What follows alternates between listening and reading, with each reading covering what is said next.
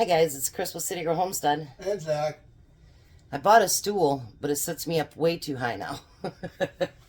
So today is our day 2, right? Today's Tuesday. Yeah. Day 2 of depression cooking. So we are going to make, I'll say it the nice way, SOS. We thought about doing the chipped beef, but I don't know if you guys have priced it, but it's like $5 just for that little jar. And it's totally loaded with salt, and I'm not going to pay that. But SOS was very important too at that time. So the first thing we're going to do is get our hamburger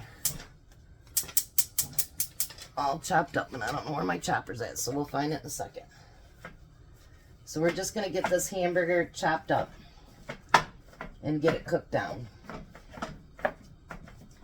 Now, they didn't normally put onions in the SOS, but if you wanted to, you could. They did also do it over mashed potatoes, but mostly they did it over toast, so that's what we're going to put it over today. So this will be a short video because you don't want to watch having to fry up all the burger and stuff. I mean, that's pretty boring. But I will be back as soon as this is almost cooked. Alright, so I'm a little nervous because this will be only the second time I've ever made it, and Jack's never made it. Nope. Now, my mom didn't add these spices, but everybody says you should. So I'm going to add just a little bit of garlic powder.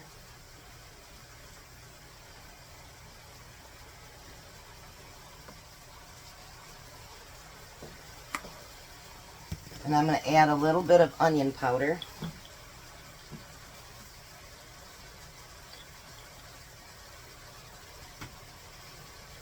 Not a whole lot, because I really liked it the way my mom made it with just salt and pepper, to be honest.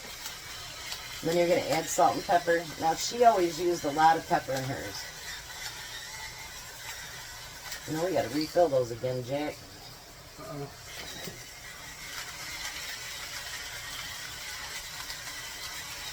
I split 10 pounds with my sister, so we bought quite a bit of it so we can get them used up.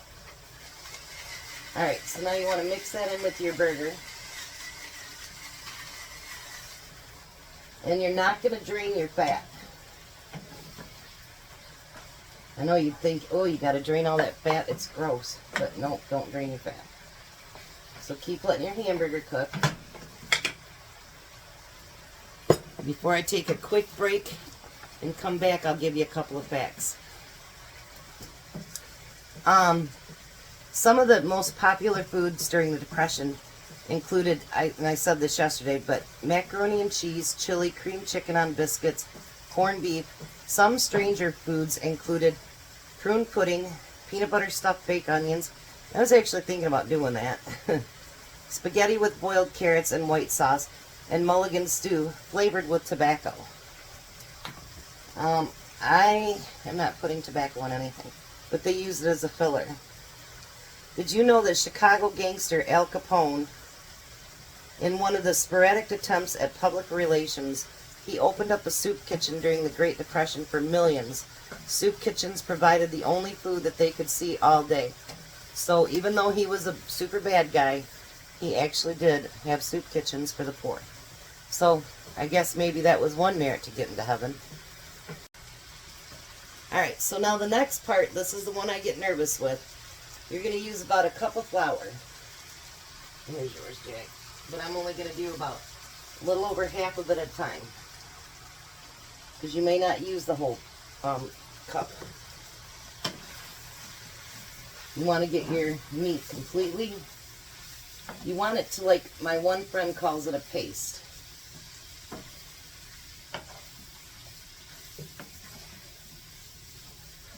And I can tell you already, with that half a cup, that's not getting it to a paste. This is my nervous spot. I'm so afraid it's not going to succeed when I've got it on video.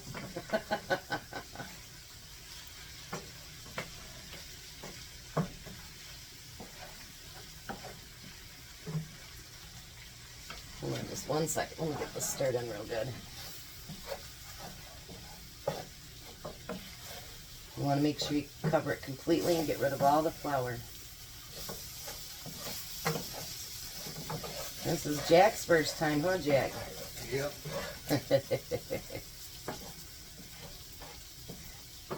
You'll do good, Jack. Just make sure you don't see any of that flour. Now I'm going to turn my heat down a little bit between medium and low because you want to cook the flour taste out of it. So you're going to let it cook for just a couple minutes so that you don't have any of that flour taste. You might need just a little bit more flour, Jack. Just a little bit, not a whole lot.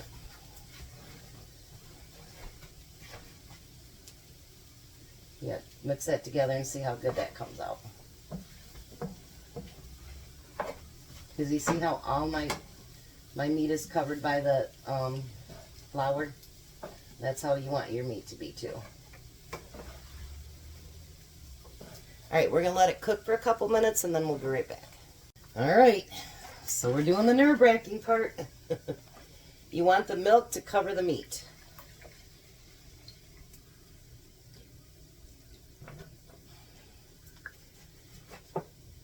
And then you're going to put more salt and pepper on it.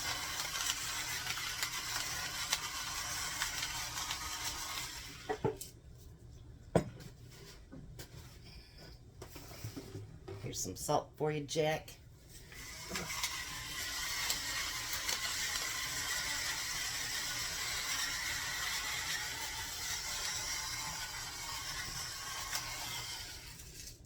All right, now you want to turn up your heat just a little bit because you want to get that milk hot.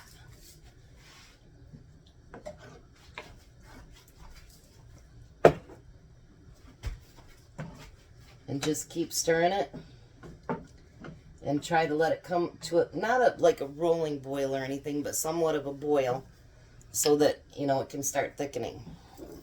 I want to show you guys something. We still got to make toast, but anyway. This is what Rhoda made for me when we met Saturday. Isn't that the cutest thing? And the little jar actually does, if you take it out, it'll actually seal. It's really, really cute though. I thought I'd show everybody. I didn't make her anything. I felt bad. All right. During the Great Depression, miniature golf was widely popular for children and family because of the low operating costs. And let's see. Wow. After the initial crash, there was a wave of suicides in the New York financial district. It is said that the clerks of one of the hotels even started asking new guests if they needed a room for sleeping or for jumping. That's horrible. That is horrible. Yeah. If you need a room for sleeping or jumping. Oh my gosh.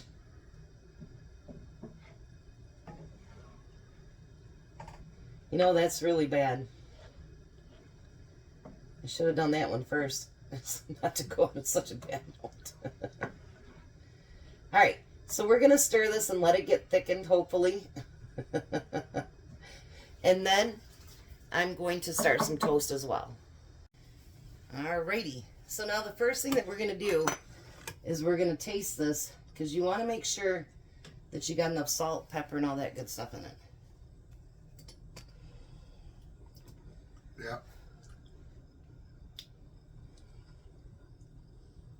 I think I want just a little bit more salt, pepper on it. And a little bit more salt.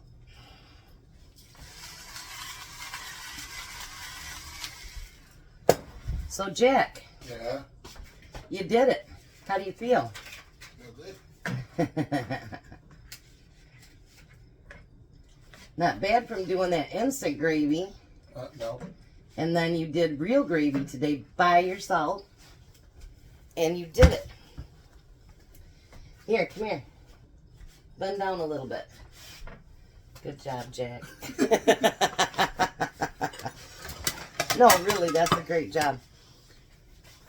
I was so nervous the first time, you guys, I tell you. And I've only done it just that once, too. All right, so now what we're gonna do is we're gonna put our toast on the plate, and we're gonna put that on the toast. Now, like I say, you can do this over potatoes, and actually, I might boil a couple of potatoes because I think it'd be easier to put in Tom's lunch than toast would be. I got out a fork for myself and not one for you. Let's taste test it, Jack. And then I'll put a vegetable on the side. I think I have some canned carrots up here. Alrighty. So let's look down here first. Isn't that beautiful?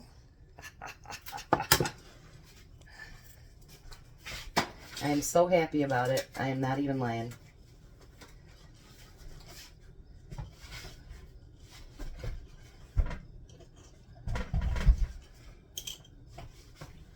Put a little bit more on there. This is actually one of my favorite dishes in the world.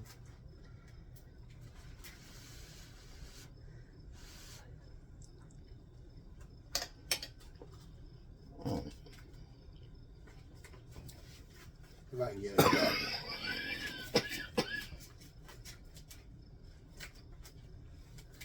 That is like a taste of home. You know, That's real good.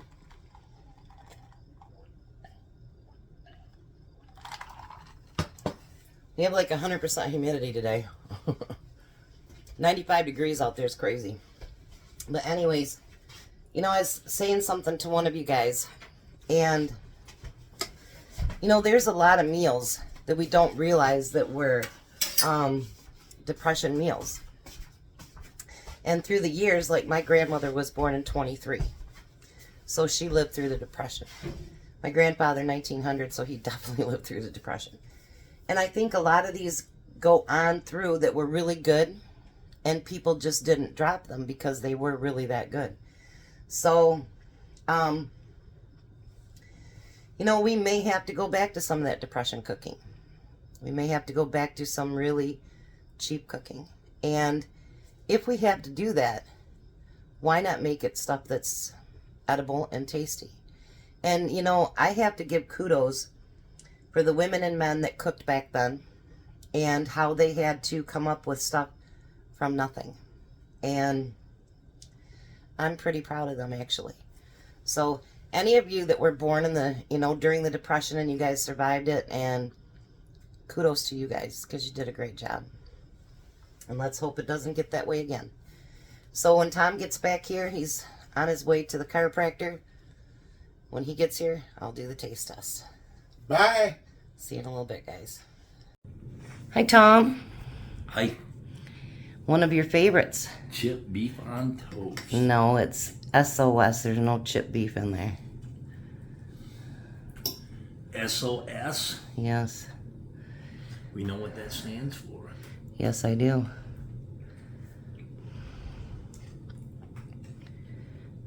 The chip beef was too expensive. You know what's really nice about that? What? You can spell it backwards at the same time. Aren't you a smarty? You are so smart. I'm changing the meal plan, so I'm scouring looking for stuff. OSS, that wouldn't be right. Right. So what do you think? I think it's good. Awesome. You guys have a blessed night. Be a blessing, and I really hope that all these recipes are helping you with your food budget. Bye, Tom. Bye, Tom.